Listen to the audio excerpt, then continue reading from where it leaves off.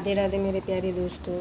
आशा करती हूँ आप सब स्वस्थ और मस्त होंगे और अपने अपने काम में व्यस्त होंगे। आज मैं फिर से आपके लिए एक नई कहानी जिसका शीर्षक है जेवर लेकर आ गई।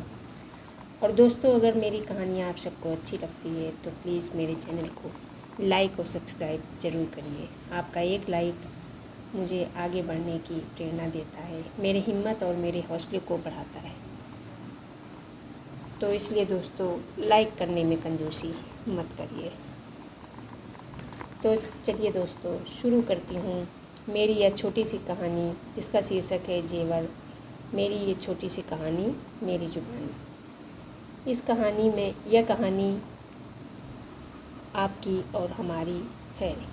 कहने का मतलब है इसी समाज की है, एक मध्यम वर्गीय परिवार की। इस कहानी में पति पत्नी और उनका बेटा शामिल है। पति का नाम राजेश होता है और पत्नी का नाम शीला और बेटे का नाम आदित्य। इन परिवार की जो ज़िंदगी थी वह बहुत ही अच्छे से चल रही थी। पति नौकरी करता था और पत्नी हाउसवाइफ थी और बेटा स्कूल में पढ़ता था। तो इनकी जो भी घर गृहस्थी है वो बहुत ही अच्छे से चल रही थी। बहुत अच्छा तो राजेश नहीं कमाता था, लेकिन इतना ज़रूर कमा लेता था कि वह अपने परिवार का पालन पोषण अच्छे से कर रहा था। जिस मोहल्ले में ये सब रहते थे वहीं पर एक परिवार और भी रहता था जो कि इनसे आर्थिक स्थिति में ज़्यादा अच्छा था। तो उनके परिवार से इनकी पत्नी मतलब शीला की दोस्ती हो जाती है और शीला का इनके घर आना जाना शुरू हो जाता है। वह सारा काम निपटा के बच्चे को स्कूल भेजकर जब भी समय मिलता था तो वह अपनी सहेली के घर चली जाती थी। राजेश को उसने यह बात बता रखी थी, तो राजेश को भी कोई एतराज़ नहीं था। वो भी कहता था कोई बात नहीं, तू अपना घर का काम निपटा लो और तुम्हारे पास खाली समय रहता है तो कोई बात नहीं, तुम अपनी सहेली के साथ एंजॉय किया करो। धीरे धीरे उनकी दोस्ती बहुत गहरी होती चली गई। अब वह जब भी उनके घर जाती तो उसकी दोस्त बहुत बड़ी बड़ी बातें करती थी। हालांकि भगवान का दिया हुआ उसके पास भी बहुत कुछ था, सब कुछ था, लेकिन उसको कुछ दिखावा करने की ज़्यादा ही आदत थी। रोज़ अपनी फ्रेंड को कहती थी आज हम यहाँ घूमने गए, आज हमने इस रेस्टोरेंट में खाना खाया, आज मैंने अपने घर के लिए यह सामान ख़रीदा है। तो जब भी वह जाकर बैठती थी या उससे बातें करती थी तो हमेशा वो कुछ ना कुछ ऐसी बात बोलती थी जिससे उसको अपने ऊपर शर्म सी आती थी। कहने का मतलब है कि उसकी स्थिति इतनी अच्छी नहीं थी कि वो फिजूल खर्ची कर सके। वो अपना जो भी खर्चा था वह लिमिट में करती थी।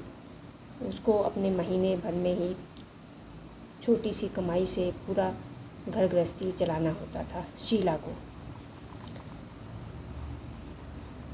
तो एक दिन शीला की फ्रेंड ने बोला कि तुम क्यों नहीं हमारी तरह रहती हो जैसे मैं रहती हूँ। मैं देखो कितनी खुश रहती हूँ और मुझे किसी चीज़ की कमी नहीं है। मैं जितना चाहूँ उतना खर्चा करती हूँ, मेरे पति कभी भी मुझे रोक टोक नहीं करते हैं। तो शीला ने कहा कि तुम्हारी बात और मेरी बात अलग है। मुझे जो भी तनख्वाह राजेश लाकर देते हैं पूरे महीने भर मुझे उसी तनख्वाह से अपना गुजारा करना होता है।